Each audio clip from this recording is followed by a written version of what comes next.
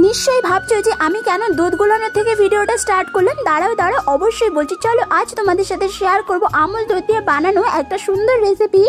হাতের সামনে যদি নর্মাল লিকুইড দুধ বা নারকেলের দুধ না পাওয়া যায় তাহলে ইনস্ট্যান্ট কিন্তু এই পদ্ধতিটা ব্যবহার করতে পারো। আমিও করেছিলাম, খেতে কিন্তু বেশ ভালো হয়েছে। ও কি বানাচ্ছে তোমাদের তো বলাই হয়নি। চলো আমাকে অল্প কটা চিংড়ি মাছ এনে দিয়েছো, ভাবলাম আজকে এটাকে শর্টকাটে মালাইকারি রান্না করা যাক। তাই শস্য, পোস্ত, কাঁচা লঙ্কা, টমেটো বাটা সব একবারে কষিয়ে নিচ্ছি। আর এদিকে দেখো চিংড়ি মাছটা ভাজা হয়ে গেছে।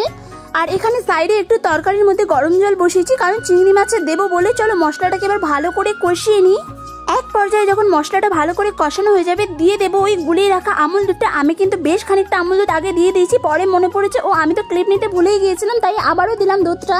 মানে যতটুকু পরিমাণ দুধ গুলিয়েছিলাম সবটাই দিয়ে দিয়েছি। ওই পর্যায়ে একটু নুন মিষ্টি হালকা চেক করে তারপরে দিয়ে দেবো ভেজে রাখা চিংড়ি মাছটা। চিংড়ি মাছটা কিন্তু আমি হালকা করে ভেজে নিয়েছিলাম, কারণ বেশি ভাজলে শক্ত হয়ে যায়।